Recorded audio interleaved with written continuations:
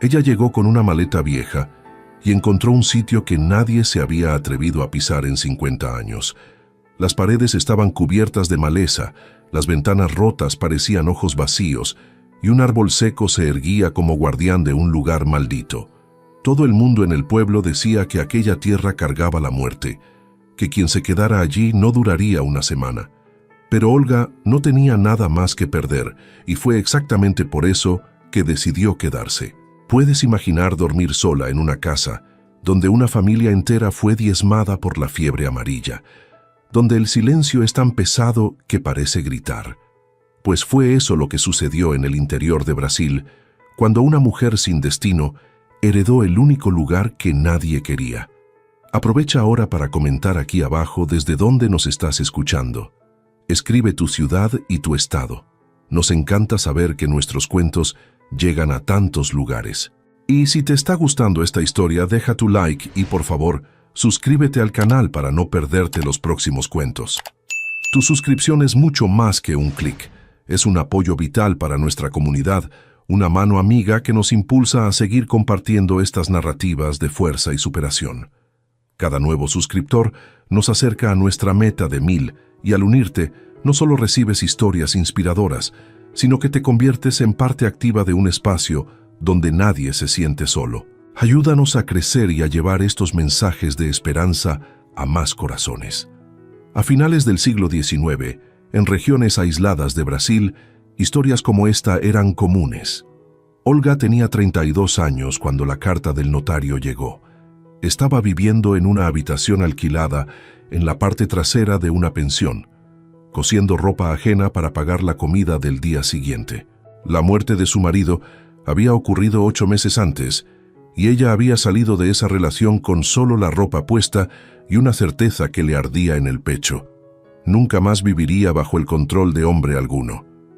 La dualidad de sus sentimientos era abrumadora, un profundo alivio por la libertad de una vida opresiva, pero también un inmenso vacío y desesperación por estar completamente desamparada. El marido se había quedado con la casa, con los muebles, con todo lo que él creía que podía comprar. Olga se quedó con la libertad y un vacío inmenso que la acompañaba en cada paso.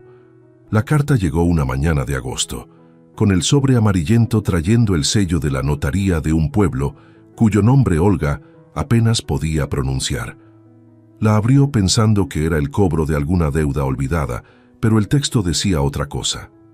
Su tía abuela, Helena Monteiro, había fallecido a los 74 años, dejando a Olga una propiedad rural de 12 hectáreas. La lectura del testamento sería la semana siguiente, y Olga necesitó sentarse en la cama estrecha para procesar aquello.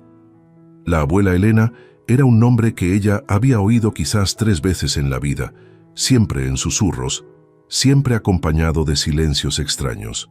Una parienta distante, que vivía sola en el interior, que la familia no visitaba, sobre quien nadie gustaba de hablar. Olga ni siquiera sabía que ella todavía estaba viva y ahora tenía una propiedad a su nombre. 12 hectáreas, y Olga no tenía nada más en el mundo además de aquella carta y una maleta de cartón.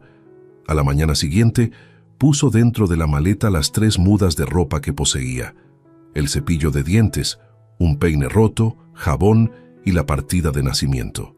Su vida entera cabía en una maleta que pesaba casi nada. Embarcó en el tren que la llevaría al interior y fueron horas de viaje atravesando paisajes que iban quedando cada vez más áridos, cada vez más distantes de cualquier cosa que Olga conociera. A cada estación que pasaba, ella sentía que se estaba alejando no solo de un lugar, sino de una vida entera que no quería más. El pueblo era pequeño, polvoriento, con una calle principal de piedras irregulares y casas bajas de adobe que parecían haber brotado de la propia tierra. La iglesia blanca dominaba lo alto de una colina y el silencio era roto solo por el viento caliente que barría la tierra seca. Olga bajó del tren con la maleta en la mano y la gente la miraba con una curiosidad mal disimulada, como si supieran exactamente quién era ella y lo que venía a hacer allí. Preguntó por la notaría y un niño señaló un edificio bajo al final de la calle.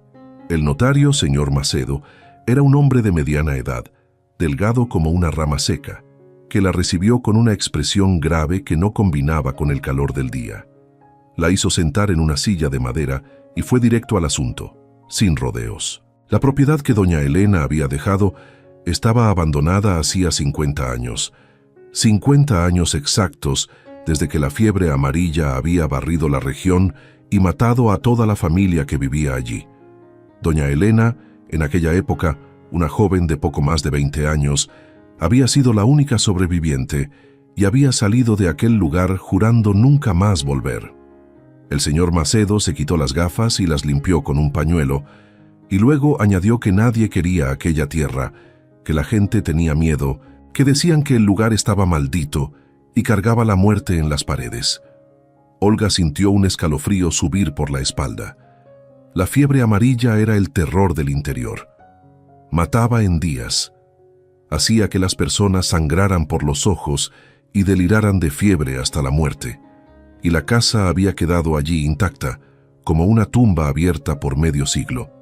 El señor Macedo añadió que ya había recibido una oferta de compra, pero era baja, solo 300.000 reales, y si ella quería aceptar, él podía gestionar la venta ese mismo día. Olga miró sus propias manos, manos callosas de tanto coser, manos que temblaban de cansancio cada tarde. 300.000 reales era dinero. Daba para alquilar un lugar mejor, comprar una máquina de coser, quizás sobrevivir algunos meses con dignidad. Pero algo dentro de ella se negaba a aceptar. Era lo mismo que la había hecho salir de la opresión de su matrimonio. La misma terquedad que no la dejaba desistir, incluso cuando todo parecía perdido. Olga dijo que quería ver la propiedad antes de decidir cualquier cosa, y el notario pareció sorprendido con la respuesta. Él avisó que el camino era difícil, que quedaba a unos 10 kilómetros de allí por camino de tierra, y que el lugar estaba en condiciones terribles. Olga repitió que estaba segura, y el señor Macedo suspiró, llamó a un niño que pasaba por la calle y le ofreció algunos centavos para que guiara a Olga hasta la antigua propiedad de doña Elena. El muchacho, que se presentó como chico y debía tener unos 11 años, aceptó el dinero pero miró a Olga con una expresión extraña, medio asustada, medio curiosa, como si ella estuviera pidiendo ser llevada al propio infierno. La caminata fue larga y silenciosa, con Chico yendo adelante con paso rápido de quien conocía cada piedra del camino.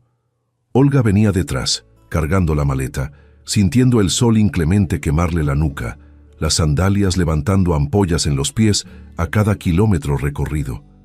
El paisaje era de una belleza árida y dura, con cactus erigiéndose como centinelas, tierra agrietada extendiéndose hasta donde la vista alcanzaba, y el cielo de un azul profundo, violento, sin una sola nube para romper aquella inmensidad.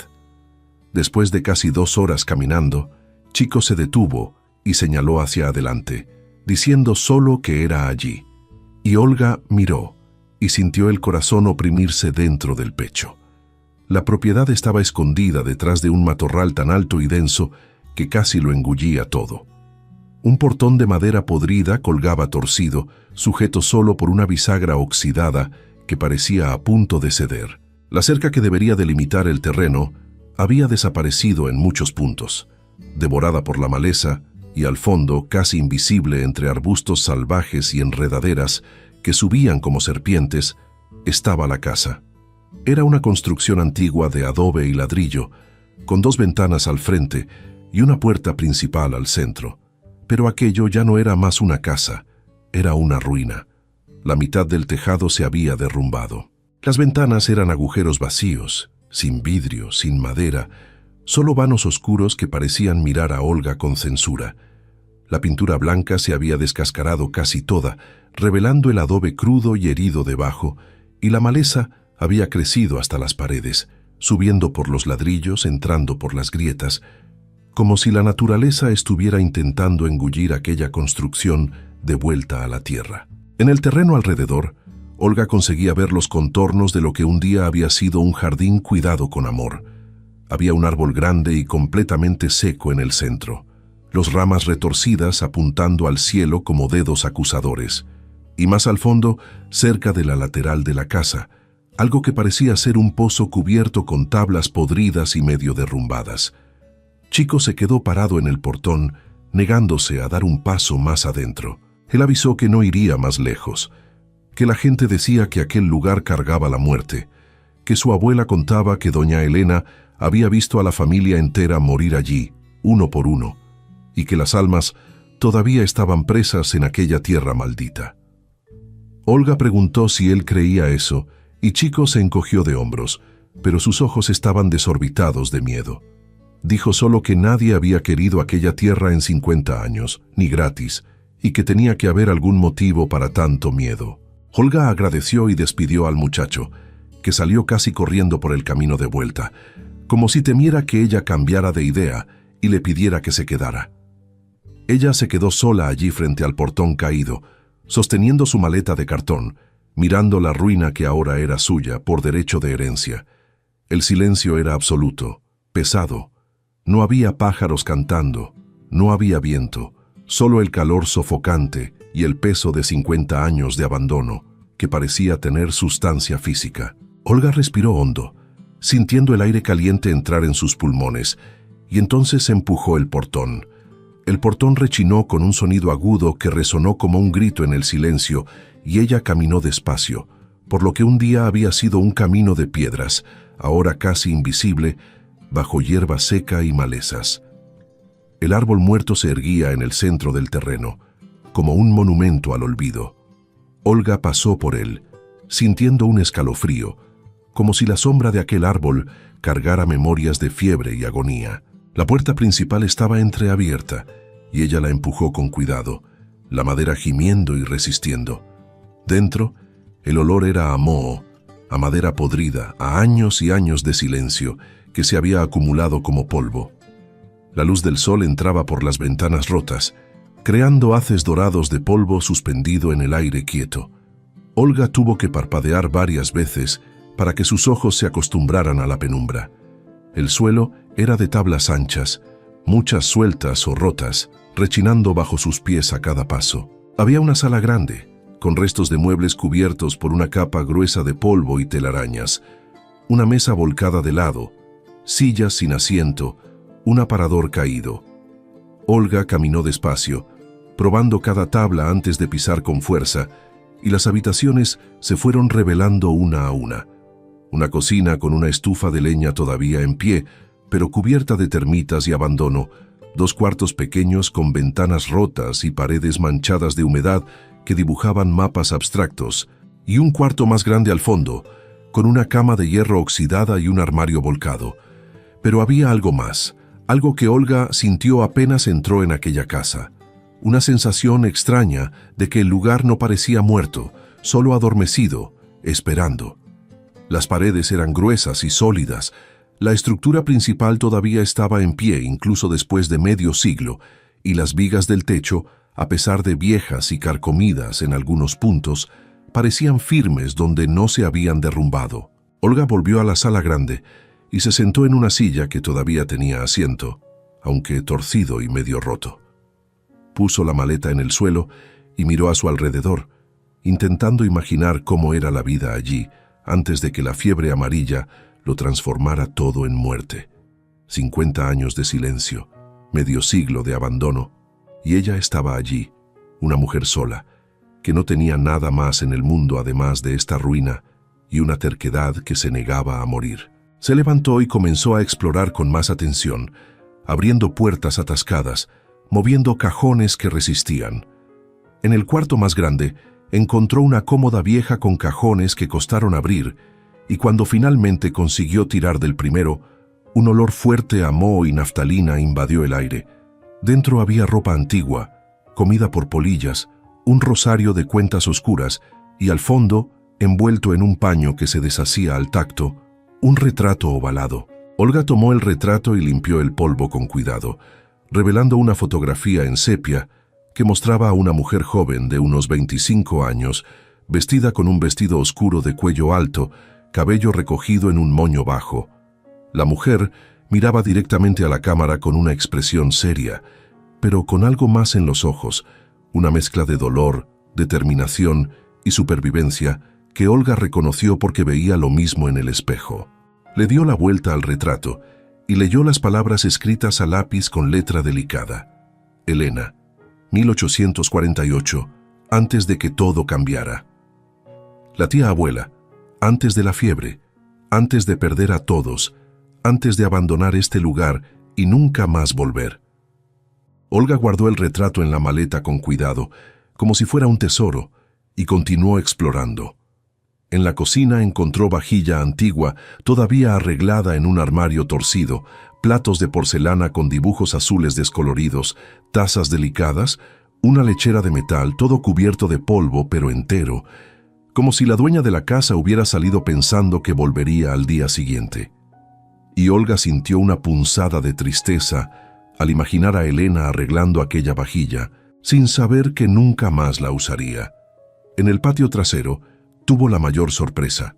Además del pozo, había señales claras de que allí había funcionado un jardín inmenso, con canteros antiguos ahora tomados por maleza, dibujando formas geométricas en el suelo. Y había árboles frutales, viejos pero vivos, un mango de tronco grueso, un guayabo retorcido, un árbol de jabuticaba, todos produciendo frutos que caían al suelo y se pudrían sin nadie para cosechar. Aquello significaba que las raíces todavía estaban vivas, que la tierra todavía tenía fuerza, que 50 años de abandono no habían matado todo. Olga caminó hasta el pozo y apartó una de las tablas podridas con cuidado, mirando hacia la oscuridad profunda. Se quedó en silencio, prestando atención, y entonces escuchó el sonido que hizo su corazón acelerar, el eco distante de agua allá abajo. El pozo no estaba seco, había agua viva corriendo en las profundidades. Fue en ese momento que Olga tomó la decisión que cambiaría todo. No iba a vender, no iba a aceptar los 300.000 reales, no iba a volver a la habitación alquilada y a la vida sin futuro que la esperaba. Iba a quedarse, iba a intentarlo, aunque fuera una locura, aunque todo el mundo pensara que iba a fracasar, aunque no supiera cómo hacerlo. Tenía 12 hectáreas de tierra, una casa que todavía tenía estructura sólida, un pozo con agua, árboles frutales que probaban que la tierra no estaba muerta. Y más importante que todo eso, tenía tiempo, voluntad y absolutamente nada que perder. Había salido de la opresión de su matrimonio, con una maleta a cuestas, y había sobrevivido. Había enfrentado la soledad y el hambre, y había seguido en pie. Podía sobrevivir a esto también. Podía transformar aquella ruina en algo que fuera verdaderamente suyo. El sol estaba empezando a descender cuando Olga volvió al pueblo, caminando por el mismo camino de tierra que había recorrido horas antes. Chico estaba jugando en la calle y abrió los ojos al verla, preguntando incrédulo si ella se había quedado allí sola todo ese tiempo. Olga respondió que sí y que iba a quedarse mucho más tiempo aún, que iba a vivir en aquella casa. El niño hizo una cara de quien pensaba que ella se había vuelto loca, repitiendo que iba a vivir sola en aquella casa maldita. Olga confirmó con calma y entonces preguntó si él conocía a alguien que pudiera prestarle herramientas: azada, hoz, martillo, clavos. Chico se rascó la cabeza pensando, y luego dijo que doña Benedita tenía las herramientas de su difunto marido, que ella vivía allí en la esquina y que él podía preguntar si ella quería. Olga agradeció y fue a buscar la tienda del pueblo, donde compró lo básico con los últimos centavos que tenía en el bolsillo: arroz, frijoles, harina, café, fósforos, velas, jabón. El dueño de la tienda, el señor Tertuliano, la miró con una curiosidad mal disimulada mientras envolvía las compras. Comentó que había oído que ella era la heredera de doña Elena y quiso saber si iba a vender la propiedad. Olga respondió con voz firme que iba a vivir allí, y el silencio que se hizo en la tienda fue pesado como plomo. Las 4 personas que estaban allí pararon lo que hacían para mirarla, como si ella hubiera dicho que iba a vivir en el propio infierno. El señor Tertuliano tosió incómodo y comentó que aquel lugar estaba en ruinas, que no tenía ni dónde dormir bien, pero Olga solo dijo que se las arreglaría y tomó las compras. A la salida, una mujer mayor, de vestido negro y pañuelo en la cabeza, Le tocó el brazo con delicadeza. Era doña Benedita. Y ella dijo con voz baja y preocupada que no quería meterle miedo, pero que Olga necesitaba saber la verdad. Aquella tierra tenía una historia triste. Doña Elena había visto a la familia entera morir en menos de una semana. La fiebre amarilla no perdonaba a nadie. Elena se había ido de allí, jurando que nunca más volvería, y había cumplido la promesa, quedándose 50 años en el pueblo sin volver a pisar aquella propiedad.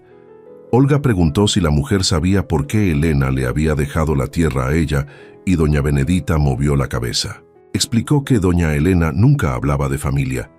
Vivía sola y callada, manejando hierbas y tés, ayudando a las mujeres del pueblo cuando enfermaban, pero nunca cobrando nada. Era una mujer buena, solo que muy sufrida. Y cuando supo que iba a morir, llamó al notario y dijo que quería dejar la tierra a su sobrina nieta que nunca había visto. Dijo que ella merecía una oportunidad. Una oportunidad. Olga sintió algo caliente encenderse en el pecho al escuchar aquellas palabras.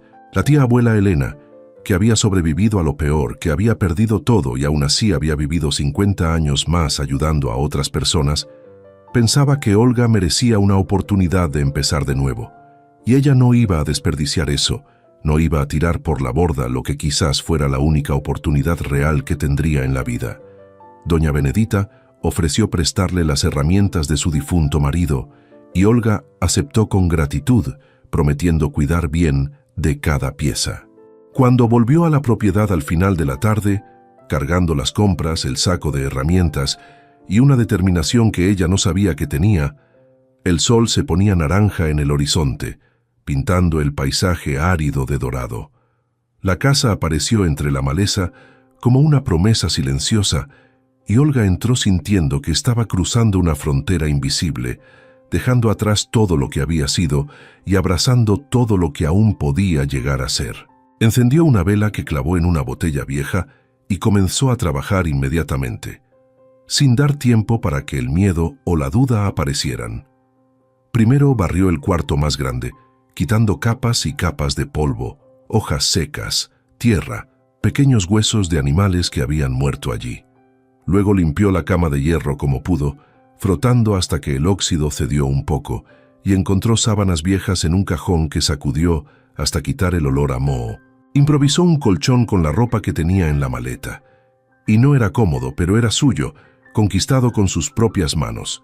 Hizo fuego en la estufa de leña de la cocina, usando ramas secas que recogió en el patio, y le llevó 4 intentos hasta conseguir encender las llamas. Pero cuando el fuego finalmente prendió y comenzó a crepitar, Olga sintió una pequeña victoria que calentó más que las llamas. Cocinó arroz y frijoles en una olla vieja que encontró en el armario, y comió sentada en el suelo de la cocina a la luz de la vela, escuchando los sonidos de la noche entrar por las ventanas rotas. Había grillos cantando afuera, el viento haciendo crujir los árboles, algún animal nocturno moviéndose en la maleza, y en el silencio entre los sonidos, Olga percibió que, por primera vez en meses, ella no tenía miedo. Estaba cansada, sucia, sin saber lo que el mañana traería, pero el miedo que la había acompañado por tanto tiempo finalmente se había ido. Lavó la vajilla con agua que había traído del pueblo en un balde y luego, con cuidado, fue hasta el pozo con una lámpara en la mano. Ató el balde a una cuerda vieja que todavía estaba allí. Probó si la cuerda aguantaría el peso y bajó el balde hasta escuchar el ruido de agua allá abajo. Tiró de vuelta con esfuerzo, los músculos de los brazos ardiendo, y el balde vino lleno de agua cristalina, fría, tan limpia, que reflejaba la luz de la lámpara. Olga probó con cuidado que el agua era buena, dulce, sin sabor a tierra o óxido. El pozo estaba vivo, y eso significaba que ella podía sobrevivir allí, que no necesitaría cargar agua del pueblo todos los días. Se bañó con agua fría en el patio trasero de la casa, donde nadie podía ver, usando jabón que ardía en las ampollas que ya se estaban formando en las palmas de sus manos de tanto barrer y limpiar. Se vistió con la única ropa limpia que aún tenía. Se recogió el cabello mojado en un moño apretado y se acostó en la cama de hierro que rechinaba a cada movimiento.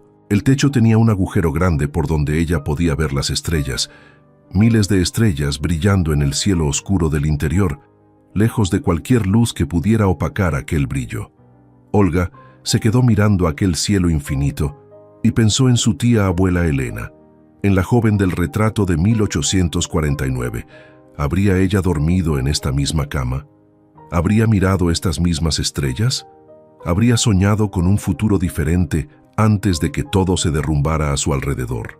El cansancio venció las preguntas y Olga se durmió con el sonido del viento en los árboles antiguos y la certeza profunda de que había tomado la decisión correcta. Esta casa la estaba esperando. Esta tierra estaba esperando a alguien que tuviera el coraje de intentarlo de nuevo, de creer que un nuevo comienzo era posible incluso después de medio siglo de muerte. Y ella iba a intentarlo, aunque tardara años, aunque se rompiera varias veces por el camino, aunque todo el mundo en el pueblo pensara que estaba loca. Tenía 12 hectáreas de tierra, una casa todavía en pie, un pozo con agua buena, árboles que todavía daban frutos, y más importante que cualquier otra cosa, tenía la libertad de elegir su propio destino, de construir algo que fuera verdaderamente suyo. Era suficiente para empezar. Era más que suficiente. Olga se despertó con el cuerpo todo adolorido, como si la hubieran golpeado durante la noche. La espalda se quejaba de la cama de hierro sin colchón adecuado, los brazos le ardían de tanto barrer y cargar peso, y las manos tenían ampollas rojas en las palmas que pulsaban a cada movimiento. Cuando intentó levantarse, las piernas protestaron con calambres que la hicieron morderse el labio para no gritar. La luz del amanecer entraba por la ventana sin vidrio, trayendo el calor que ya comenzaba incluso con el sol naciente. Se sentó en el borde de la cama y miró sus propias manos, manos que siempre habían sido delicadas, de quien pasaba el día cosiendo y que ahora estaban heridas, sucias, con tierra debajo de las uñas, ásperas. No servía de nada quejarse, tenía trabajo esperando, y se levantó, ignorando el dolor que gritaba en cada músculo. Los primeros días fueron los más difíciles que Olga había enfrentado en su vida, peor que las noches de hambre en la pensión, peor que las humillaciones del matrimonio, peor que la soledad que casi la había quebrado, porque ahora era dolor físico sumado al cansancio extremo, sumado a la duda constante de si realmente conseguiría transformar aquella ruina en algo habitable. Pero ella comenzó por la casa, una habitación a la vez, metódicamente como si estuviera cosiendo una prenda complicada, punto por punto. Se despertaba con el sol, hacía café fuerte en la estufa de leña, comía pan con mantequilla que compraba en el pueblo cada 3 días y se iba a la batalla diaria contra el abandono y la destrucción. Limpió la sala primero, barriendo el suelo y quitando años de hojas secas, ramas, tierra, heces de animales que habían hecho de allí su casa. Retiró los muebles rotos y los apiló en el patio. Fregó las paredes con un paño mojado, quitando telarañas y manchas de moho que parecían mapas de países imaginarios. Tapó los agujeros más pequeños en las paredes con barro que amasó con sus propias manos, mezclando tierra con agua hasta conseguir la consistencia correcta. Le llevó 3 días enteros solo en aquella sala, 3 días de trabajo brutal que la dejaba tan cansada que apenas podía comer antes de desmayarse en la cama. Pero al final del 3er día, cuando el sol se estaba poniendo y ella se detuvo para mirar el resultado, Olga sintió la primera victoria real. El suelo de tablas, aunque viejo y manchado, estaba limpio. Las paredes habían vuelto a ser blancas en algunas partes. Y la habitación ya no olía a abandono. Olía a jabón, a trabajo, a un nuevo comienzo. Pasó entonces a la cocina y ésta le llevó 5 días enteros de esfuerzo que dejó sus manos aún más heridas. La estufa de leña estaba cubierta de termitas, pero la estructura de hierro era sólida y aguantaría aún muchos años. Ella fregó cada parte con arena y agua hasta quitar el óxido y la suciedad acumulada. Limpió la chimenea que estaba atascada de nidos de pájaros, arregló la puertecita del horno con alambre que encontró en un rincón, lavó toda la vajilla del armario, separando las que estaban rotas y guardando las buenas. Y fue durante la limpieza de la cocina que encontró algo que hizo su corazón acelerar. Estaba metida detrás del armario, atrapada entre la madera y la pared, una carta amarillenta y frágil que parecía a punto de deshacerse al tacto. Olga tomó la carta con cuidado como si estuviera sosteniendo algo sagrado y la abrió despacio. La letra era la misma del retrato, cuidada, firme, bonita. La fecha en la parte superior decía 15 de marzo de 1849, y las palabras que seguían parecían escritas con sangre en lugar de tinta. Hoy enterramos al último. Papá fue el primero, luego mamá, después mis hermanos, uno por uno. La fiebre no perdonó a nadie. Yo sobreviví y no sé si eso es bendición o maldición. Esta casa ahora guarda solo memorias de dolor, pero no puedo abandonarla. Todavía necesito encontrar un propósito para continuar.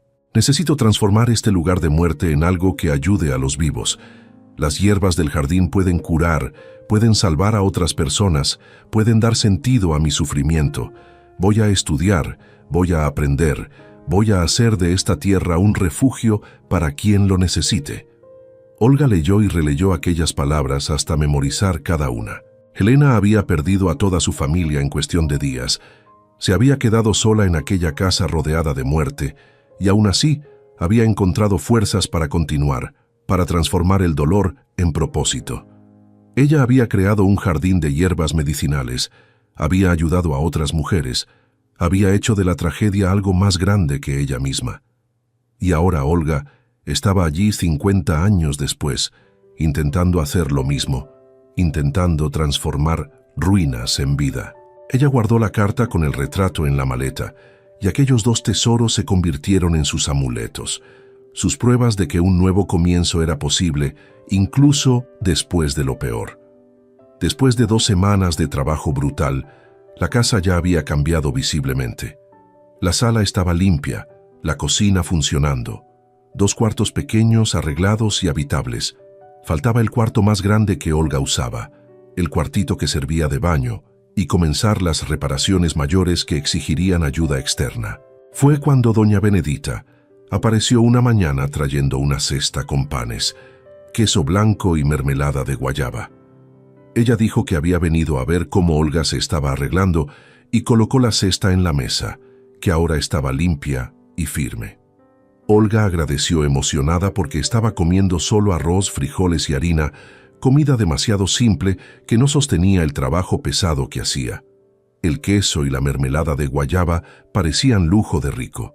Doña Benedita caminó por la casa inspeccionando todo con ojos atentos y luego asintió con aprobación. Comentó que Olga trabajaba bien, que estaba quedando limpio y organizado, pero que necesitaba arreglar el tejado pronto antes de que llegara la lluvia y lo inundara todo. Olga sabía eso. Veía el cielo a través de los agujeros en el techo, pero no tenía dinero para comprar tejas, ni sabía cómo hacer la reparación sola. Doña Benedita entonces le contó sobre un herrero que vivía en el pueblo, un hombre llamado Tomás, viudo hacía unos 3 años, que era buen trabajador y honesto. Ella dijo que él podría echar un vistazo y hacer un presupuesto justo, y que quizás aceptaría ser pagado poco a poco o a cambio de algún servicio, ya que Olga sabía coser y él tenía necesidades que el dinero solo no resolvía. Tomás Ferreira apareció 2 días después, llegando a pie por el camino de tierra con una bolsa de herramientas a la espalda. Olga estaba en el patio intentando limpiar la maleza alrededor del pozo, cuando escuchó los pasos y se giró para ver a un hombre alto, de unos 30 y pocos años, hombros anchos de quien trabaja con las manos, cabello oscuro con algunos hilos grises en las sienes. Tenía una expresión seria, pero ojos gentiles, y explicó que doña Benedita le había dicho que ella necesitaba a alguien que entendiera de construcción. Olga se limpió las manos en la falda y confirmó, pero fue honesta desde el principio. Dijo que no tenía dinero para pagar ahora, que solo lo tendría cuando comenzara a plantar y vender en la feria, lo que podía tardar meses. Tomás no respondió inmediatamente, solo caminó alrededor de la casa, evaluando todo con una mirada profesional. Probó las paredes empujando con las manos, entró y miró el tejado por dentro, examinando las vigas. Luego subió a una escalera vieja que encontró apoyada e inspeccionó por fuera. Cuando bajó se limpió las manos en el pantalón y encaró a Olga con expresión seria.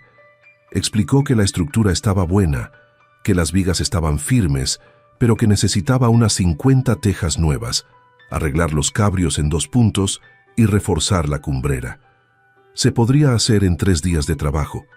También había visto que las ventanas estaban sin marco y él podía hacer nuevas, más simples, pero que cerraran bien.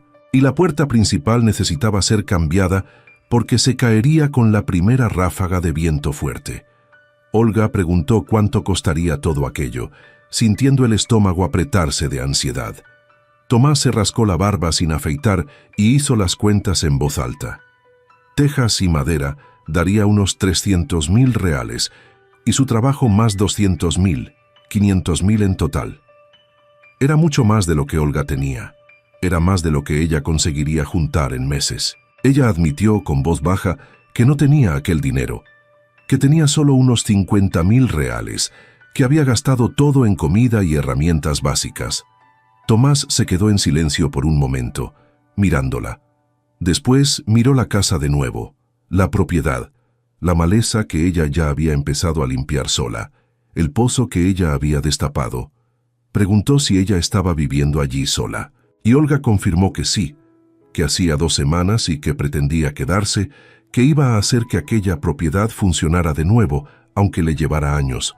Tomás asintió despacio, como si estuviera tomando una decisión importante, y entonces contó que doña Benedita había mencionado que Olga cosía bien. Explicó que tenía una hermana menor, Lucinda, que vivía con él desde que su esposa había muerto, y que necesitaba ropa nueva, porque las que tenía estaban rotas y remendadas demasiado. Si Olga hacía 3 vestidos para Lucinda y 2 camisas para él, 5 prendas en total, él haría el tejado y las ventanas sin cobrar la mano de obra. Ella solo pagaría el material, los 300.000 reales, y podía pagar a plazos 50.000 por mes durante 6 meses. Olga sintió los ojos humedecerse porque era la primera vez desde que llegara que alguien ofrecía ayuda real sin esperar que ella fallara, sin juzgar su decisión de quedarse en aquel lugar maldito. Ella aceptó la propuesta con voz embargada, agradeciendo de corazón, y Tomás esbozó una media sonrisa que transformó su rostro serio en algo más suave.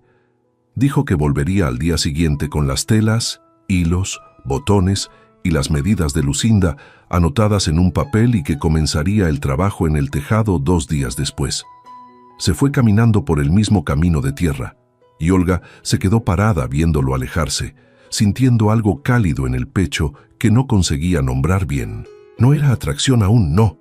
Era más un reconocimiento, una sensación de que había encontrado a alguien que entendía lo que era reconstruir la propia vida. Ladrillo por ladrillo. Tomás volvió según lo prometido, trayendo telas de algodón en colores sobrios, hilos resistentes, botones de madera y las medidas de Lucinda anotadas con una letra cuidada. Olga tomó todo como si fuera un tesoro, porque hacía meses que no cosía y extrañaba aquel trabajo que siempre había sido su refugio. 2 días después, él comenzó el trabajo en el tejado, llegando temprano con las herramientas y el material, subiendo con cuidado a las vigas viejas. Pasaba el día trabajando allí arriba. Olga continuaba limpiando y organizando abajo, escuchando el sonido del martillo y la sierra, que significaba progreso, que significaba que la casa estaba siendo salvada. Tomás era silencioso, eficiente, cuidadoso. No desperdiciaba material, no holgazaneaba. Trabajaba con la dedicación de quien respeta su propio oficio y entiende el valor de cada clavo. A la hora del almuerzo, Olga preparaba comida para 2 y al principio la ofreció con vergüenza, pensando que él la rechazaría, porque los hombres solían ser demasiado orgullosos para aceptar comida de una mujer que apenas podía mantenerse. Pero Tomás aceptó agradeciendo. Se sentó en la mesa limpia de la sala y comió en silencio respetuoso, sin hacer preguntas invasivas o comentarios sobre la decisión de Olga de vivir sola en aquel lugar. Fue durante esos almuerzos que comenzaron a conversar poco al principio, frases cortas sobre el trabajo y el clima, pero poco a poco las historias fueron saliendo naturalmente. Tomás contó que había quedado viudo hacía 3 años, que su esposa había muerto de parto intentando dar a luz a su primer hijo y que había perdido a los dos de una vez, esposa y bebé.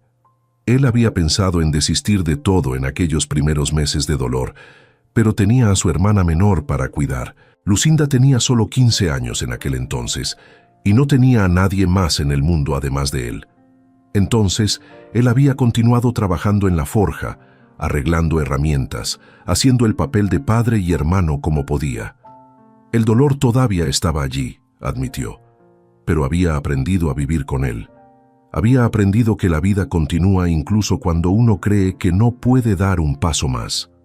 Olga escuchó aquello y sintió una conexión profunda porque ella entendía exactamente lo que él quería decir. Ella contó sobre su matrimonio, sobre 8 años viviendo con un hombre que controlaba cada centavo, cada paso, cada respiración, que la hacía sentir que no valía nada, que era solo un objeto que él poseía. Cuando finalmente había reunido el coraje para salir, había salido sin nada, pero había salido libre y ahora estaba allí intentando reconstruir no solo una casa, sino su propia vida, su propia identidad que había sido aplastada por tanto tiempo. Tomás escuchó sin interrumpir, sin juzgar, solo asintiendo de vez en cuando, y luego dijo algo simple, pero que tocó hondo en el corazón de Olga. Dijo que coraje no era no tener miedo, era continuar incluso con miedo, y que ella era una de las personas más valientes que él conocía. Tomás terminó el tejado en 3 días exactos, como había prometido. Las tejas nuevas brillaban bajo el sol de la tarde, rojas y perfectas, y la casa ya no tenía agujeros en el techo. Las ventanas ganaron marcos simples pero eficientes, de madera bien trabajada, que abrían y cerraban bien, y la puerta principal fue cambiada por una de madera maciza que Tomás hizo con esmero, tallando incluso unos detalles discretos en los bordes. Cuando él bajó de la escalera por última vez, guardando las herramientas en la bolsa, Olga entró en la casa y se quedó parada en medio de la sala, solo mirando a su alrededor. Parecía otra casa. Parecía que había vuelto a tener dignidad, que había vuelto a ser un hogar de verdad y no solo una ruina embrujada. Ella agradeció a Tomás sin poder contener las lágrimas que corrían por su rostro sucio de polvo.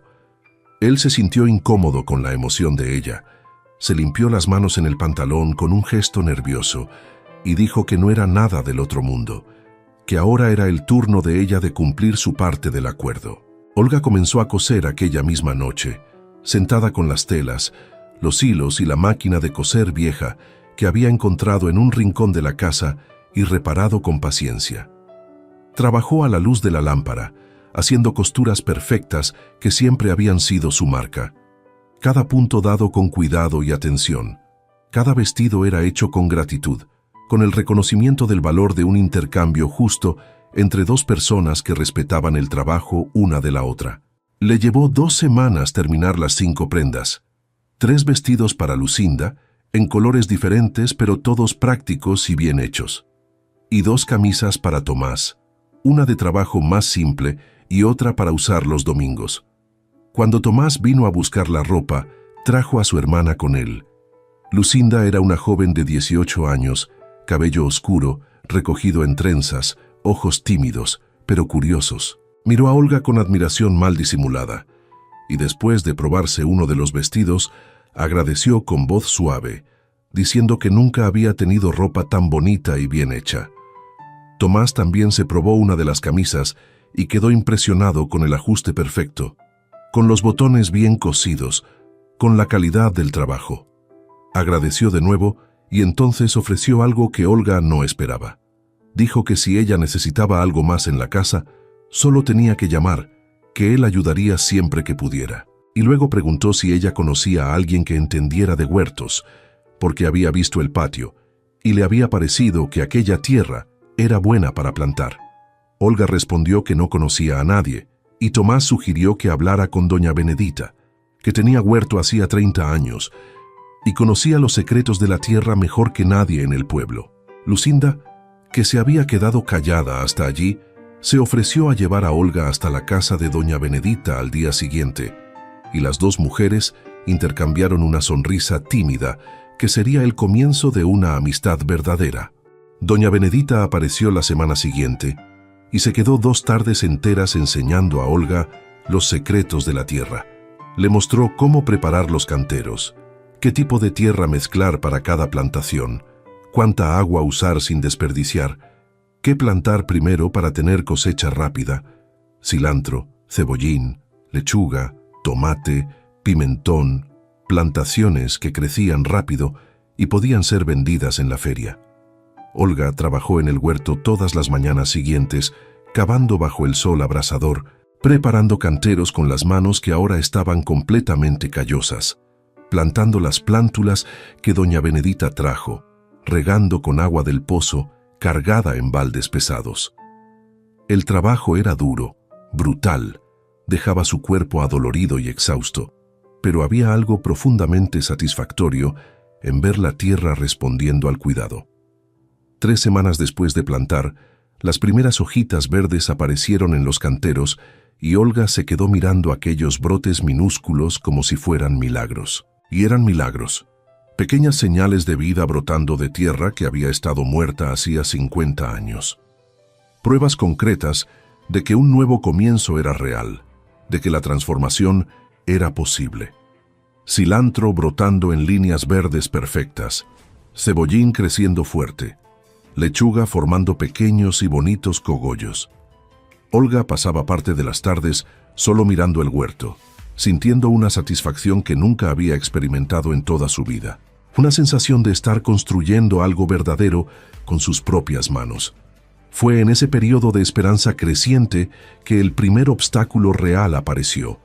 Un hombre llegó a la propiedad una tarde caliente, montado en un buen caballo, sombrero de fieltro en la cabeza, ropa de quien tenía dinero. Se presentó como Evaristo Campos, dueño del almacén más grande del pueblo, y dijo que había oído hablar de que Olga era la nueva dueña de la propiedad. Bajó del caballo sin ser invitado y caminó por el terreno con ojos evaluadores, notando el tejado reparado, las ventanas nuevas, el huerto que comenzaba. Después se giró hacia Olga y fue directo al asunto, sin rodeos. Dijo que tenía interés en comprar la propiedad, que hacía tiempo que quería aquella tierra y que ofrecía 400,000 reales, mucho más que el valor de mercado, considerando el estado en que ella estaba cuando Olga había llegado. Olga sintió algo helado bajar por la espalda, una sensación de peligro que no conseguía explicar bien. Ella respondió con voz firme que la propiedad no estaba en venta, que iba a vivir allí y trabajar la tierra. Evaristo sonrió, pero no fue una sonrisa amigable. Fue una sonrisa de quien está acostumbrado a conseguir lo que quiere y no acepta un no como respuesta. Comentó que ella estaba haciendo mejoras, que era admirable, pero que trabajar la tierra sola no era un juego, y menos para una mujer que no tenía experiencia.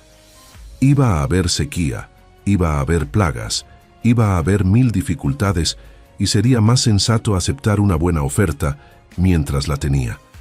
Olga repitió que no quería vender, que la tierra no estaba en venta por ningún precio, y Evaristo dejó de sonreír. Se puso el sombrero de nuevo en la cabeza y montó en el caballo con movimientos bruscos que delataban irritación.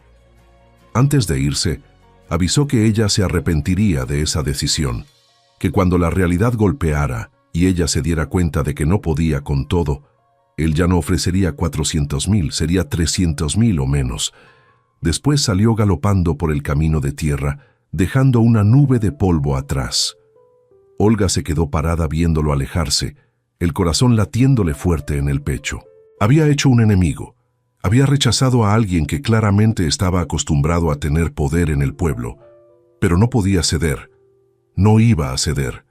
No después de todo lo que había trabajado, no después de haber encontrado finalmente un lugar que era verdaderamente suyo. Ella le contó a Tomás cuando él apareció para traer los 50,000 reales de la primera cuota del material.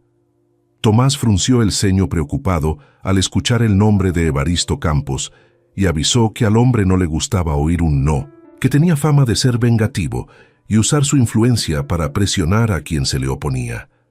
Le dijo a Olga que estuviera atenta, que Evaristo intentaría presionarla de otras maneras, formas más sutiles, pero igualmente peligrosas, y de hecho, en los días siguientes pequeñas cosas comenzaron a suceder. cosas que parecían coincidencia, pero que Olga sabía que no lo eran.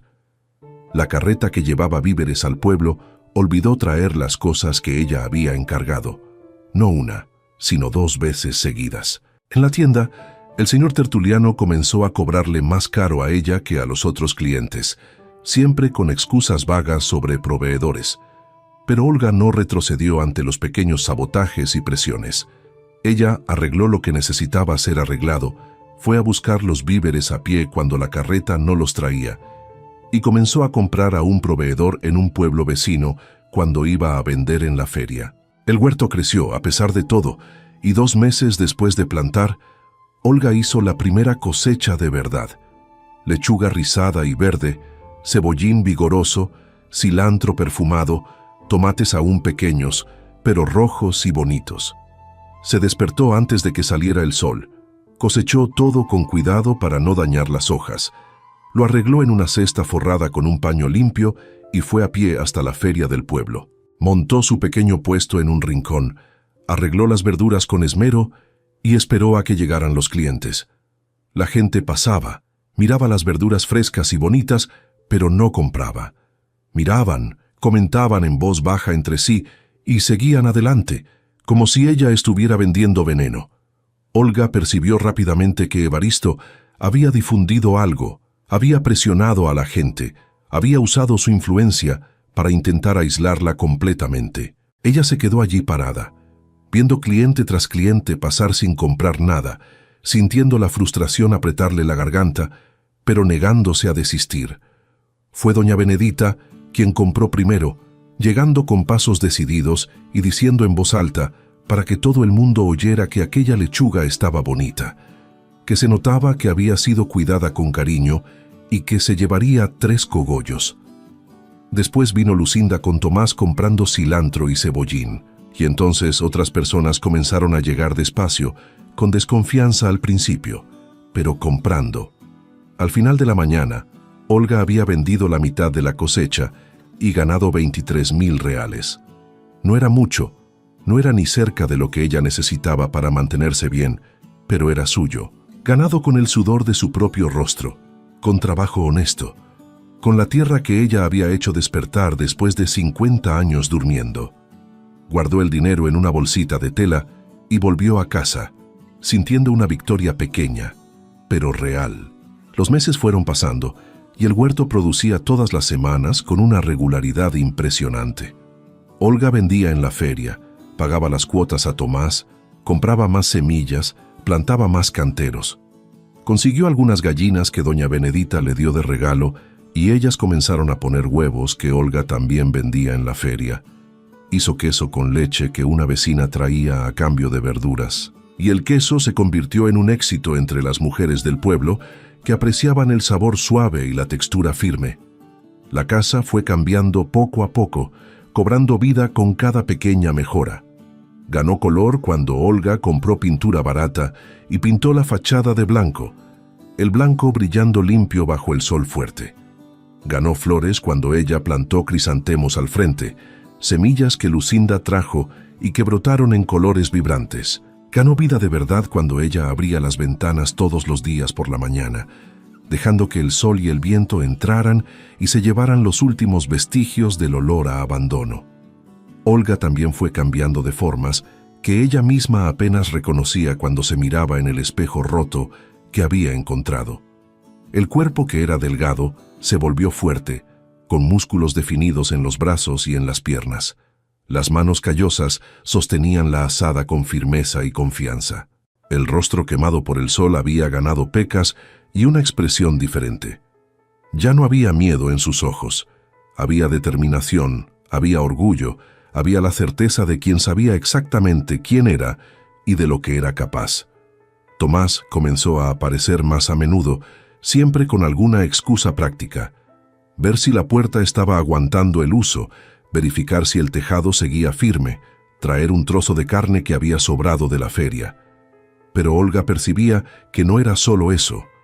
Percibía en la forma en que él se demoraba más tiempo, cómo conversaba más, cómo ayudaba con cosas pequeñas, sin cobrar o siquiera mencionar pago, y ella comenzó a esperar sus visitas con una ansiedad diferente. Comenzó a arreglarse el cabello antes de que él llegara, a hacer café más esmerado, a fijarse en la forma en que él sonreía cuando creía que ella no estaba mirando. Pero no hablaban de eso todavía. Era demasiado pronto. Los dos tenían heridas aún recientes que necesitaban tiempo antes de ser tocadas de nuevo. Fue una tarde de sábado, cuando Olga estaba volviendo de la feria con la cesta vacía y el corazón ligero, porque había vendido todo, que ella decidió explorar la parte del patio que aún no había limpiado bien. Era un área en la parte trasera, escondida detrás de la casa, cubierta por una maleza densa que ella había evitado hasta allí, porque parecía más difícil de limpiar. Pero ahora, con la casa restaurada y el huerto produciendo, ella quería expandir, quería usar cada pedazo de aquella tierra. Tomó la hoz y comenzó a cortar la maleza, trabajando despacio, porque la vegetación estaba entrelazada de forma complicada. Le llevó casi 2 horas abrir un camino, y fue cuando ella vio algo que hizo su corazón dispararse.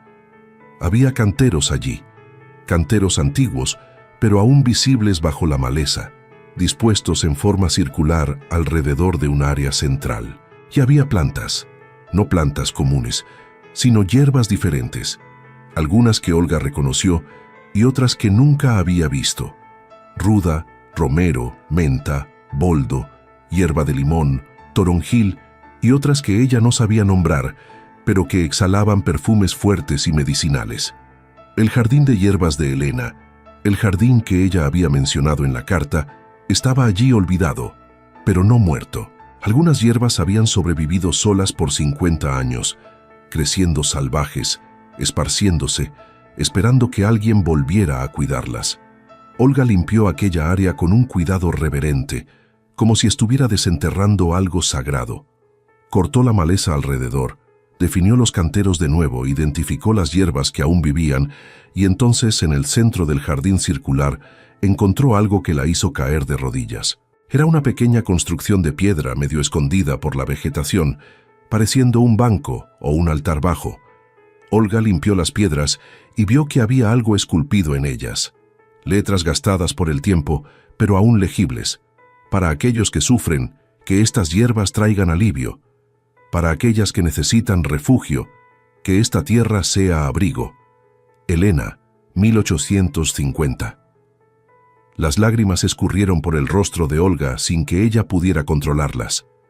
Elena había construido aquello un año después de la tragedia, un año después de perder a toda la familia. Había transformado su dolor en propósito, había creado un jardín de curación, un lugar de refugio para otras mujeres. Y ahora Olga estaba allí descubriendo ese legado, entendiendo finalmente por qué Elena le había dejado la tierra a ella. No era solo herencia de tierra y piedras, era herencia de propósito, era la responsabilidad de continuar algo más grande que ambas. Olga se quedó allí sentada por largo tiempo, con las manos sucias de tierra, rodeada por las hierbas antiguas, sintiendo la presencia de Elena como si ella estuviera allí, aprobando, bendiciendo, pasando el testigo. Cuando volvió a casa, ya era casi de noche y encontró a Tomás esperando en el portón. Él le explicó que había venido a traer unas tejas extras que habían sobrado por precaución y se había preocupado al no encontrarla. Olga estaba tan emocionada con el descubrimiento que las palabras salieron en un torrente, contándole sobre el jardín de hierbas, sobre la inscripción en la piedra, sobre el legado de Elena. Tomás escuchó todo con atención y después pidió ver el jardín.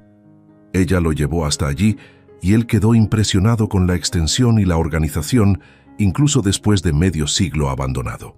Comentó que aquellas hierbas valían oro, que muchas personas en el pueblo y en los alrededores pagaban bien por remedios naturales, especialmente las mujeres que no tenían dinero para médico. Fue en ese momento, parados en medio del jardín circular, mientras el sol se ponía pintando el cielo de naranja y morado, que algo cambió entre ellos. Tomás miró a Olga de un modo diferente, con una intensidad que ella sintió en el pecho, y dijo que ella era extraordinaria, que estaba haciendo algo que nadie creía posible, que estaba honrando la memoria de Elena, de una forma que iba más allá de restaurar la propiedad. Olga sintió el rostro enrojecer y respondió que no era extraordinaria. Era solo demasiado terca para desistir. Pero Tomás movió la cabeza. Dijo que la terquedad sin coraje no llevaba a ninguna parte y que ella tenía las dos cosas en abundancia. Hubo un momento de silencio cargado, los dos mirándose en el crepúsculo, rodeados por el perfume de las hierbas medicinales. Tomás dio un paso hacia adelante, vacilante, y Olga no retrocedió. Él levantó la mano y tocó su rostro con delicadeza, quitándole una hoja seca que se le había enredado en el cabello. El toque fue ligero, pero eléctrico, y Olga sintió algo que no sentía hacía años. Quizás nunca lo había sentido de verdad. No era pasión desesperada, era algo más profundo, más sólido, como raíces entrelazándose bajo la tierra. Tomás abrió la boca para decir algo, pero en ese momento oyeron el ruido de caballos acercándose, y los dos se apartaron rápidamente. Eran 3 hombres montados y incluso con la luz tenue del atardecer, Olga reconoció al líder, Evaristo Campos, acompañado de 2 capataces que trabajaban para él en el almacén. Entraron en la propiedad sin pedir permiso, los caballos pisoteando la hierba que Olga había cuidado con tanto esmero. Evaristo bajó y caminó directamente hasta donde estaban, en el jardín de hierbas, y miró a su alrededor con expresión de desprecio mal disimulado. Comentó que Olga estaba haciendo aún más mejoras, que había descubierto el viejo jardín de doña Elena y que eso aumentaba el valor de la propiedad.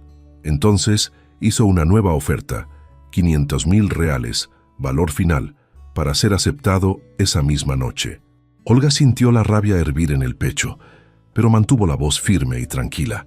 Repitió que la propiedad no estaba en venta, que no la vendería por 500,000, por 1,000, por ningún precio, que aquella tierra era suya y seguiría siéndolo. Evaristo perdió la falsa sonrisa que mantenía y su expresión se volvió dura, amenazadora. Dijo que ella estaba cometiendo un error, que estaba siendo demasiado terca, que una mujer sola no podía mantener una propiedad funcionando, que era cuestión de tiempo hasta que ella quebrara y viniera a rogarle que la comprara. Tomás dio un paso hacia adelante, interponiéndose entre Evaristo y Olga, y dijo con voz baja, pero firme, que ella no estaba sola, que tenía amigos, que tenía una comunidad y que sería mejor que Evaristo se fuera antes de que la situación se pusiera desagradable. Evaristo miró a Tomás con odio mal contenido y luego escupió en el suelo cerca de sus pies, un gesto de desprecio deliberado. Avisó que se arrepentirían, que él tenía formas de conseguir lo que quería y que cuando llegara la hora ya no habría ninguna oferta. Simplemente tomaría lo que era su derecho. Montó en su caballo y se fue con los capataces, pero antes de irse, uno de ellos derribó a propósito una cerca que Olga había reparado la semana anterior. Fue una advertencia clara, una demostración de que podían causar daño cuando quisieran y que no se detendrían hasta conseguir lo que querían. Después de que se fueron, Olga sintió que las piernas le flaqueaban y tuvo que sentarse en el suelo del jardín. Tomás se sentó a su lado y se quedaron allí en silencio por un tiempo, procesando la amenaza. Después él dijo que necesitaban tener cuidado, que Evaristo era peligroso cuando se le contrariaba, que ya había arruinado a otras personas que se le habían opuesto. Pero también dijo que Olga no estaba sola en esto, que él ayudaría, que estaría atento, que movilizaría a otras personas para proteger la propiedad si fuera necesario. Olga agradeció con voz embargada y entonces impulsivamente tomó la mano de él y la apretó con fuerza. Tomás correspondió al apretón y se quedaron allí sentados de la mano mientras la noche caía completamente y las estrellas comenzaban a aparecer. En los días siguientes, las cosas empeoraron. La cerca que había sido derribada fue solo el comienzo. Algunas gallinas de Olga desaparecieron durante la noche, probablemente robadas. El agua del pozo amaneció sucia una mañana, con tierra y hojas arrojadas dentro a propósito, y Olga tuvo que pasar el día entero limpiando. Parte del huerto fue pisoteada, no por animales, sino por botas pesadas que dejaron marcas claras en el suelo. Eran ataques calculados, hechos para cansar, para desmoralizar, para hacer que Olga desistiera sin que hubiera prueba clara de quién estaba haciendo. Pero ella no desistió. Reparó la cerca de nuevo, esta vez reforzando con estacas más gruesas. Encerró a las gallinas restantes en un gallinero improvisado que Tomás ayudó a construir. Limpió el pozo y lo cubrió con una tapa pesada que requería fuerza para abrir. Replantó los canteros destruidos, trabajando bajo el sol abrasador, con una determinación que rozaba la terquedad. A cada sabotaje, ella reconstruía más fuerte, más preparada. Y la gente del pueblo comenzó a percibir lo que estaba sucediendo. Comenzaron a hablar entre sí sobre el coraje de aquella mujer que se negaba a ser intimidada. Lucinda comenzó a pasar más tiempo en la propiedad, ayudando a Olga con el huerto y aprendiendo sobre las hierbas medicinales que ahora estaban limpias y organizadas. Las dos mujeres desarrollaron una amistad verdadera, con Lucinda admirando la independencia de Olga y Olga apreciando la dulzura y la inteligencia de la joven. Doña Benedita también aparecía con frecuencia, trayendo comida, ofreciendo consejos y haciendo cuestión de comprar en la feria de Olga todas las semanas, siempre hablando en voz alta sobre la calidad de los productos para que otros oyeran. El huerto continuó produciendo y Olga comenzó a vender también las hierbas medicinales, haciendo bolsitas de té de cada tipo y explicando a las mujeres cómo usar. El té de boldo para problemas de hígado, el de manzanilla para calmar, el de menta para la digestión, el de hierba de limón para la fiebre. Las mujeres compraban, experimentaban y volvían a comprar más, impresionadas con la eficacia.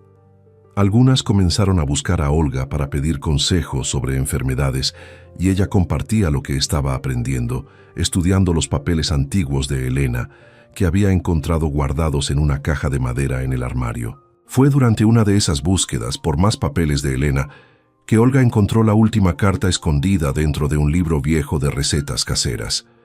La carta era diferente de las otras, más larga, más personal, escrita en 1899, pocos meses antes de que Elena muriera. En ella, Elena contaba su historia completa por primera vez. Contaba sobre la fiebre amarilla que había matado a su familia entera en una semana de horror. Contaba sobre cómo había pensado en desistir de vivir, sobre cómo el dolor era tan grande que respirar dolía, pero contaba también sobre cómo había decidido transformar aquel dolor en algo útil, sobre cómo había estudiado las hierbas que crecían en la propiedad, sobre cómo había comenzado a ayudar a otras mujeres en secreto, porque en aquella época no era bien visto que una mujer soltera practicara medicina casera. La carta terminaba con un pedido directo y conmovedor. Si alguien un día encuentra estas palabras, pido que continúe lo que comencé. Este lugar fue construido con dolor, pero puede ser mantenido con amor. Estas hierbas salvan vidas. Este refugio acoge almas. No dejes morir lo que tanto costó nacer. Pásalo adelante como yo hubiera querido hacer, pero no tuve tiempo. Olga leyó aquella carta 3 veces, cada palabra grabándose en su corazón. Elena no le había dejado la propiedad por casualidad. Se la había dejado porque sabía de alguna forma que Olga necesitaba aquel lugar tanto como el lugar la necesitaba a ella. Un ciclo, una continuación, un legado que necesitaba ser honrado. Y Olga entendió en aquel momento cuál era su verdadero propósito allí. No era solo reconstruir una casa o plantar un huerto, era continuar el trabajo de Elena, era transformar aquella tierra en un refugio de nuevo. Era ayudar a otras mujeres que lo necesitaran, así como ella misma lo había necesitado. Si estás animando a Olga a proteger lo que construyó, deja tu like ahora y comparte esta historia con quien también cree en los nuevos comienzos. Pero el destino aún tenía una última prueba reservada para testar la fuerza de Olga. Una noche de viernes, cuando ella estaba durmiendo profundamente, después de un día entero trabajando en la expansión del jardín de hierbas, se despertó con un olor extraño. Humo. Saltó de la cama, aún aturdida por el sueño, y corrió hasta la ventana. El gallinero estaba en llamas, llamas amarillas y naranjas lamiendo la madera seca, crepitando alto en el silencio de la noche. Salió corriendo descalza, Tomó baldes, los llenó en el pozo y comenzó a arrojar agua. Pero el fuego era demasiado fuerte. Había sido provocado a propósito, con algo que hacía que las llamas se extendieran rápido. Las gallinas gritaban desesperadas dentro de la estructura en llamas y Olga consiguió abrir la puerta para que escaparan, pero el gallinero estaba perdido. Ella continuó arrojando agua para evitar que el fuego se extendiera a la casa o al huerto, trabajando hasta que los brazos no aguantaran más. Fue cuando vio las sombras de dos hombres saliendo corriendo del monte, montando en caballos que estaban escondidos y huyendo a galope. Ella no vio los rostros en la oscuridad, pero no necesitaba ver para saber quién había mandado hacer aquello. El gallinero ardió hasta convertirse en cenizas y brasas, y cuando el fuego finalmente se apagó solo, ya estaba casi amaneciendo. Olga se quedó allí sentada en el suelo, sucia de hollín, el rostro manchado de lágrimas y sudor, mirando las ruinas humeantes. Había llegado la hora de enfrentar a Evaristo de frente, de una vez por todas. No podía seguir fingiendo que él se detendría. No podía seguir solo reaccionando a los ataques. Necesitaba actuar. Al amanecer, Olga se dio un baño frío para quitarse el hollín. Se vistió con su ropa más limpia, se recogió el cabello en un moño firme y fue directamente al pueblo. Pasó primero por la casa de Tomás y le contó lo que había sucedido durante la noche. Él se puso pálido de rabia al oír sobre el incendio y quiso ir con ella al almacén de Evaristo inmediatamente. Pero Olga le pidió que no fuera. No aún. Ella necesitaba hacer aquello sola. Necesitaba mostrar que no tenía miedo, que no se escondería detrás de ningún hombre para librar sus batallas. A Tomás no le gustó, pero respetó su decisión, solo haciéndole prometer que si había algún problema, alguna amenaza real, ella gritaría y él estaría lo suficientemente cerca para oír. Llegó al almacén de Evaristo cuando él estaba abriendo las puertas y entró con pasos firmes que resonaron en el suelo de madera. Evaristo la miró con sorpresa mal disimulada, claramente no esperando verla allí después de lo que había sucedido durante la noche. Él había pensado que el incendio finalmente quebraría su resistencia, que ella vendría a rogarle que vendiera la propiedad, pero la expresión en el rostro de Olga no era de derrota, era de determinación furiosa. Ella se detuvo frente al mostrador y dijo con voz que no temblaba, que sabía que él había mandado quemar el gallinero, que había visto a sus hombres huyendo y que aquello era un crimen, que lo denunciaría a las autoridades. Evaristo se rió, una risa sin humor que sonó a ladrido. Respondió que ella no tenía ninguna prueba, que haber visto sombras en la oscuridad no probaba nada y que ninguna autoridad le creería a una mujer sola contra un hombre de respeto como él. Después se inclinó sobre el mostrador, quedando peligrosamente cerca de ella, y dijo, con voz baja y amenazadora, que el incendio había sido solo una advertencia, que cosas peores podían suceder, que la próxima vez podía ser la casa entera y que sería mucho más sensato que ella aceptara su oferta mientras aún tenía algo para vender. Olga no retrocedió ni un centímetro, solo lo miró directamente a los ojos y respondió que él podía quemar todo, podía destruir todo, pero mientras ella estuviera viva, aquella tierra sería suya y que él tendría que matarla para quitársela de allí. El silencio que siguió fue pesado como plomo. Evaristo se puso rojo de rabia, pero antes de que pudiera responder, la puerta del almacén se abrió y doña Benedita entró, seguida por Lucinda y después por 3 mujeres más del pueblo. Ellas habían visto a Olga entrando en el almacén y habían venido detrás, sabiendo que algo estaba sucediendo. Doña Benedita caminó hasta el mostrador y dijo en voz alta, para que todo el mundo oyera, que el gallinero de Olga había sido quemado durante la noche, que había sido un acto criminal y que todo el mundo en el pueblo sabía quién estaba detrás de aquello. Evaristo intentó negarlo, pero las mujeres no le dieron espacio.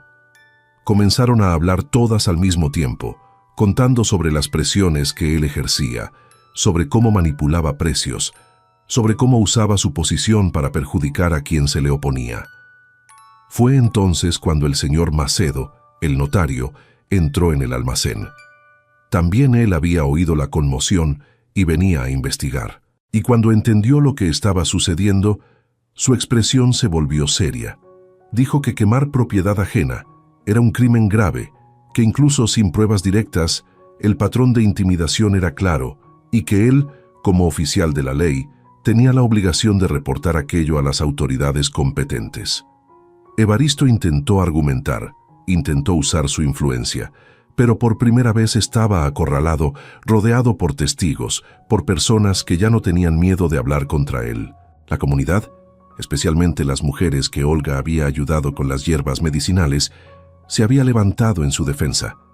El señor Macedo dijo que convocaría una audiencia pública para discutir el caso, que llamaría al juez de la comarca y que hasta entonces Evaristo debería mantenerse alejado de la propiedad de Olga, bajo pena de prisión inmediata. Evaristo salió del almacén furioso, empujando a la gente en su camino, pero por primera vez, desde que había comenzado su campaña de intimidación, había perdido. Olga se quedó allí parada, rodeada por las mujeres del pueblo, y sintió algo cálido y poderoso en el pecho. No estaba sola, nunca había estado realmente sola. Tenía una comunidad, tenía personas que creían en ella, que la apoyaban, que estaban dispuestas a luchar a su lado. En los días siguientes, mientras esperaba la audiencia pública, Olga trabajó más duro que nunca. Construyó un gallinero nuevo con madera, que Tomás trajo, más grande y más seguro que el anterior. Compró 20 gallinas de buena estirpe con el dinero que había guardado de las ventas en la feria, y en una semana tenía un pequeño lote produciendo huevos de nuevo. Expandió el huerto, plantando más variedades, aprovechando la tierra buena que había descubierto en la parte trasera de la propiedad, y dedicó tiempo especial al jardín de hierbas, estudiando las propiedades de cada planta, haciendo anotaciones como Elena había hecho décadas antes, aprendiendo a preparar tés, pomadas y compresas. Las mujeres del pueblo comenzaron a buscarla con más frecuencia, pidiendo ayuda para enfermedades variadas. Olga atendía a todas con paciencia, compartiendo lo que aprendía, enseñando a otras mujeres a usar las hierbas, creando una red de conocimiento que se extendía por la comunidad. Algunas mujeres venían con problemas que iban más allá de enfermedades físicas, venían con marcas de violencia doméstica, con historias de maridos abusivos, con miedos y dolores que no tenían remedio en las hierbas, pero encontraban alivio en la escucha y en el acogimiento. Olga ofrecía lo que podía: un lugar seguro para conversar, consejos prácticos sobre cómo salir de situaciones peligrosas y principalmente la prueba viva de que era posible reconstruir la vida sola. La audiencia pública ocurrió 3 semanas después del incendio en la iglesia del pueblo, porque era el único lugar lo suficientemente grande para acomodar a todo el mundo que quiso ir. El juez de la comarca vino especialmente para escuchar el caso. Un hombre de mediana edad, de expresión severa pero ojos justos, Evaristo estaba allí con su abogado, vestido con ropa cara, confiado en que su posición y dinero harían la diferencia. Olga estaba del otro lado, vestida de forma sencilla, pero rodeada por doña Benedita, Lucinda, Tomás y al menos 20 personas más del pueblo que habían venido a apoyarla. El juez escuchó primero a Evaristo, quien negó todas las acusaciones. Dijo que era un hombre honesto, que nunca había hecho nada contra Olga, que las acusaciones eran infundadas y motivadas por envidia de su éxito. Después escuchó a Olga, quien contó todo desde el principio, desde la primera oferta de compra hasta el incendio, describiendo cada sabotaje, cada amenaza, cada presión. Y entonces el juez llamó a testigos y una por una, las personas del pueblo fueron al frente a contar lo que sabían. Doña Benedita contó sobre las presiones que Evaristo ejercía sobre los comerciantes. El señor Tertuliano, dueño de la tienda, admitió avergonzado que le había cobrado más caro a Olga porque Evaristo había amenazado con dejar de comprarle. Otras personas contaron historias similares, creando un patrón claro de abuso de poder. El juez escuchó todo en silencio, tomando notas, y al final llamó al señor Macedo para testificar sobre la ley y los derechos de propiedad. Después pidió un receso para deliberar, salió de la iglesia y regresó media hora después con la decisión. Dijo que aunque no había prueba directa de que Evaristo hubiera ordenado el incendio, Había evidencia clara de intimidación sistemática, abuso de posición económica e intento de forzar la venta de propiedad a través de coacción. Todo esto era ilegal y punible. La sentencia fue clara. Evaristo debería pagar a Olga una indemnización de 500.000 reales por los daños causados. Estaba prohibido acercarse a la propiedad de ella o hacer cualquier tipo de contacto, y cualquier nuevo intento de intimidación resultaría en prisión inmediata. El silencio en la iglesia fue roto por aplausos, principalmente de las mujeres presentes. Evaristo se puso rojo de humillación y rabia, pero no podía hacer nada contra una orden judicial. Salió de la iglesia sin mirar a nadie, y Olga se quedó allí rodeada por las personas que la apoyaban, sintiendo lágrimas de alivio escurrir por su rostro. Había vencido, no con violencia, no cediendo, sino con la fuerza de la verdad, con el apoyo de la comunidad, con el coraje de no desistir incluso cuando todo parecía perdido. Con los 500.000 reales de la indemnización, Olga hizo mejoras aún mayores en la propiedad.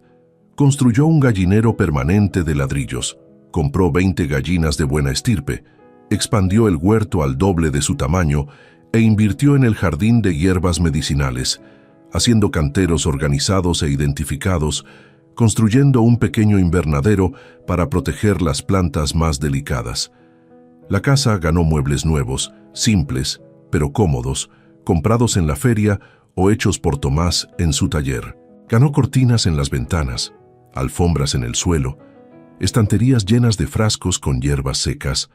Ganó vida en cada rincón, en cada detalle que Olga añadía con cariño y cuidado.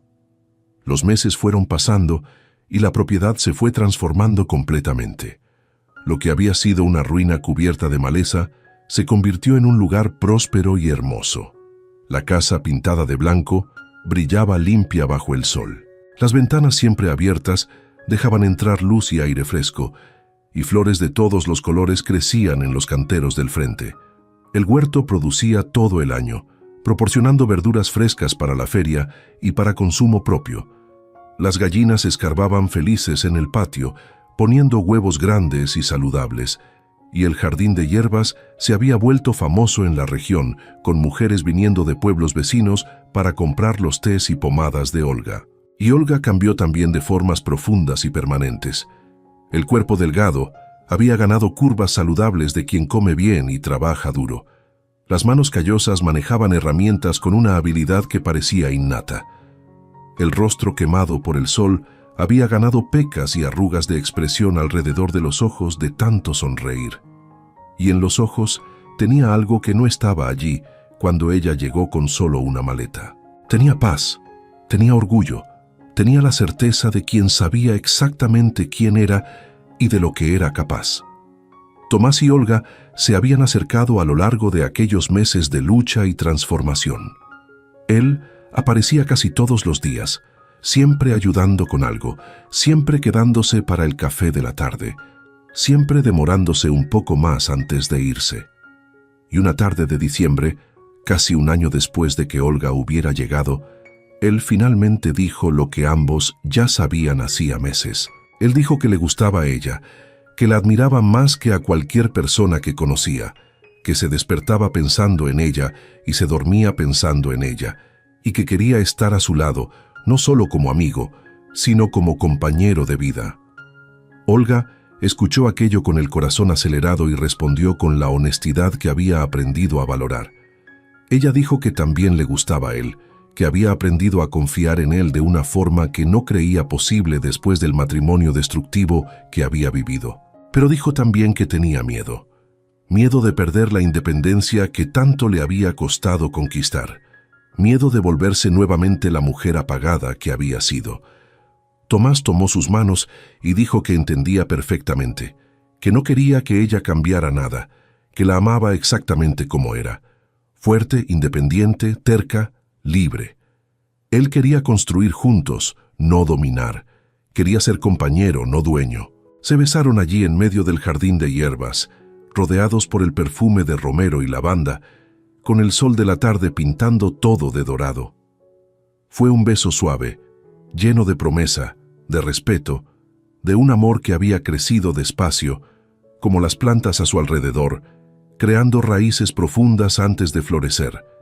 No fue pasión desesperada, fue algo más duradero, más real, más sólido.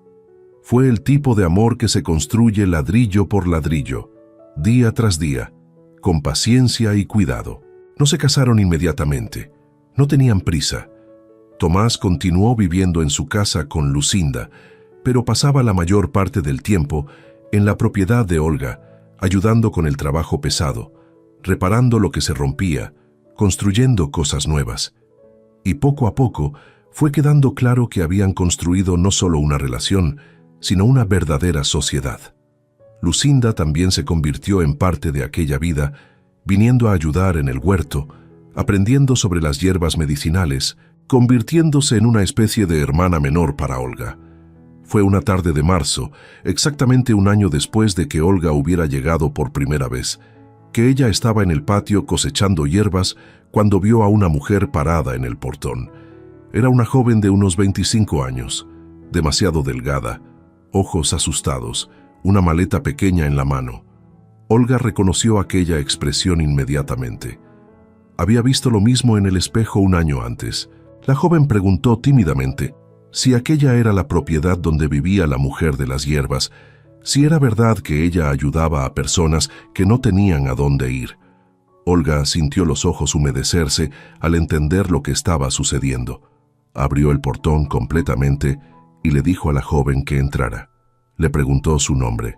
La mujer respondió que se llamaba Benedita, igual que doña Benedita, pero sin parentesco, y que acababa de salir de un matrimonio violento, que no tenía a nadie, que estaba desesperada. Olga la llevó dentro de la casa, preparó un té de manzanilla para calmar los nervios y dijo que ella podía quedarse allí el tiempo que necesitara, que tenía un cuarto vacío, tenía trabajo para quien quisiera ayudar y tenía experiencia en empezar de nuevo. La joven comenzó a llorar de alivio y Olga la abrazó, sintiendo que el círculo se estaba completando. Olga entendió en aquel momento que el legado de Elena no había terminado con ella. Estaba solo continuando a través de ella. Aquella propiedad había sido creada para ser un refugio, había sido mantenida viva para acoger a mujeres que necesitaran un lugar seguro para reconstruir sus vidas. Y ahora Olga estaba honrando ese propósito de la forma más verdadera posible, ofreciendo a otra mujer la misma oportunidad que había recibido, la oportunidad de empezar de nuevo, de ser libre, de descubrir su propia fuerza. En los meses siguientes, otras mujeres vinieron. Algunas se quedaban semanas, otras meses. Una se quedó casi un año.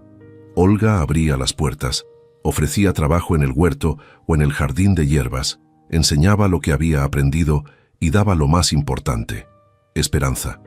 La casa que había estado vacía por 50 años ahora vivía llena de voces femeninas, de risas, de llanto a veces, pero principalmente de reconstrucción. Tomás y Lucinda ayudaban también, creando un ambiente de familia elegida, de comunidad intencional, de apoyo mutuo. La propiedad prosperó aún más con el trabajo colectivo. El huerto creció tanto que comenzaron a vender no solo en la feria del pueblo, sino también en pueblos vecinos. El jardín de hierbas medicinales se convirtió en referencia en la región, con médicos incluso recomendando los tés de Olga a sus pacientes. Y la casa, aquella casa que había sido abandonada y maldita, se transformó en un símbolo de esperanza, en prueba viva de que un nuevo comienzo era posible, de que el dolor podía ser transformado en propósito. Una tarde de domingo, 2 años después de haber llegado, Olga estaba sentada en el porche de la casa junto con Tomás, viendo a Lucinda y a las 3 mujeres que estaban viviendo allí en ese momento trabajar juntas en el huerto, riendo de algo que una de ellas había dicho. El sol se estaba poniendo, pintando todo de dorado y naranja, y Olga miró a su alrededor, intentando absorber aquel momento. La casa restaurada y viva, los jardines exuberantes, las personas trabajando felices, las gallinas escarbando, la paz absoluta de aquel lugar que un día había sido solo muerte y abandono. Tomás tomó su mano y le preguntó en qué estaba pensando. Olga respondió que estaba pensando en su tía abuela Elena, en la mujer que había perdido todo, pero había transformado su dolor en algo más grande. Estaba pensando en cómo aquella tierra había esperado 50 años por alguien que tuviera el coraje de continuar el legado. Estaba pensando en cómo ella misma había llegado allí con una maleta pequeña, sin nada, sin esperanza, y ahora lo tenía todo. Tenía un hogar, tenía un propósito, tenía amor, tenía una comunidad, tenía una vida verdadera construida con sus propias manos, ladrillo por ladrillo, planta por planta, día a día. Tomás apretó su mano y dijo que Elena había elegido bien, que había dejado la propiedad a la persona exacta que la necesitaba y que ella necesitaba. Olga sonrió y corrigió suavemente, diciendo que no había sido Elena quien la había elegido. Había sido la tierra, había sido el destino, había sido alguna fuerza mayor que sabía que aquel lugar y ella se necesitaban mutuamente. Y al aceptar la herencia, al decidir quedarse, ella no solo había recibido 12 hectáreas de tierra, había recibido una vida nueva, una identidad nueva, un propósito que iba más allá de ella misma. Los años continuaron pasando y la propiedad se convirtió en leyenda en la región. El lugar donde vivía la mujer de las hierbas, el lugar donde mujeres en desesperación encontraban refugio y reconstrucción, el lugar que había sido maldito y se había convertido en bendición. Olga nunca olvidó los días difíciles del comienzo, las manos llenas de ampollas, las noches durmiendo en el suelo, el miedo a no conseguirlo, la soledad pesada, las amenazas de Evaristo, cada obstáculo superado. Pero recordar no traía dolor, traía gratitud, porque habían sido exactamente aquellas dificultades las que la habían moldeado en la mujer que era ahora, fuerte, capaz, libre, generosa. Y cuando las mujeres preguntaban cómo había conseguido transformar una propiedad abandonada por 50 años en un lugar tan próspero y vivo, Olga siempre respondía lo mismo. Grano a grano, un día a la vez, una pequeña victoria a la vez, sin desistir, sin mirar hacia atrás, siempre hacia adelante y principalmente con la ayuda de las personas adecuadas a su lado. Porque nadie reconstruye solo, incluso cuando está solo al principio. Siempre hay una doña Benedita ofreciendo herramientas, un Tomás reparando el tejado a cambio de costura, una Lucinda trayendo semillas, una comunidad levantándose cuando la injusticia aprieta. En 1904, 5 años después de haber llegado, Olga estaba en el jardín de hierbas cuando encontró algo enterrado debajo del banco de piedra que Elena había construido. Era una caja de metal, pequeña y oxidada, pero aún cerrada. Ella la abrió con cuidado y dentro encontró semillas, decenas de bolsitas de semillas de diferentes hierbas, todas cuidadosamente etiquetadas con la letra de Elena y un billete final que decía simplemente: para quien venga después de mí, planta, cuida, continúa. Olga plantó cada una de aquellas semillas con lágrimas en los ojos, sabiendo que estaba cerrando un círculo que había tardado medio siglo en completarse. Las semillas brotaron, crecieron, florecieron, uniéndose a las otras hierbas del jardín, creando una continuidad viva entre el pasado y el presente. Y Olga supo que cuando su propia hora llegara, ella también dejaría semillas, dejaría conocimiento, dejaría un legado que alguien en el futuro podría continuar, porque esa era la verdadera herencia. No tierra, no casas, no dinero, sino propósito que pasa de mano en mano, de corazón en corazón, de generación en generación. La propiedad que nadie quería, la tierra maldita, el lugar de muerte y abandono, se había convertido en lo opuesto completo, lugar de vida, de curación, de nuevo comienzo, de esperanza. Olga, la mujer que había llegado con solo una maleta y ninguna esperanza, se había convertido en guardiana de ese lugar, continuadora de un legado que era más grande que ella misma, prueba viva de que los lugares más rotos pueden convertirse en los más hermosos cuando reciben amor, trabajo y tiempo para florecer. Hay lugares que no encontramos por casualidad. A veces ellos nos encuentran exactamente cuando necesitamos ser hallados. Olga no heredó solo tierra y paredes, heredó la valentía de una mujer que décadas antes también había elegido transformar el dolor en propósito. Y al restaurar aquel sitio olvidado, ella no solo dio vida a un lugar abandonado, ella probó que todo nuevo comienzo, por más imposible que parezca, lleva en sí la semilla de la transformación. Que la verdadera herencia no está en las cosas que recibimos, sino en lo que decidimos hacer con ellas. No está en huir del dolor, sino en transformarlo en algo que ayude a otros a sobrevivir a sus propias tormentas. Y, principalmente, está en entender que nunca estamos tan solos como pensamos, que siempre hay una comunidad esperando para apoyar a quien tiene el coraje de intentar, de persistir, de no desistir incluso cuando todo parece perdido. Olga construyó mucho más que una casa o un huerto. Ella construyó un legado de fuerza femenina, de resistencia silenciosa, de nuevos comienzos posibles, y ese legado continúa vivo en cada mujer que decide que merece más, que puede más, que es más de lo que las circunstancias intentaron hacerla creer. Si esta historia resonó contigo, si te sentiste identificada con la lucha de Olga o con la esperanza de un nuevo comienzo, quiero que sepas que no estás sola. Eres parte de nuestra comunidad, de este espacio donde celebramos la resiliencia y el poder de la transformación. Juntas, somos más fuertes. Gracias por ser parte de Cuentos de Viuda.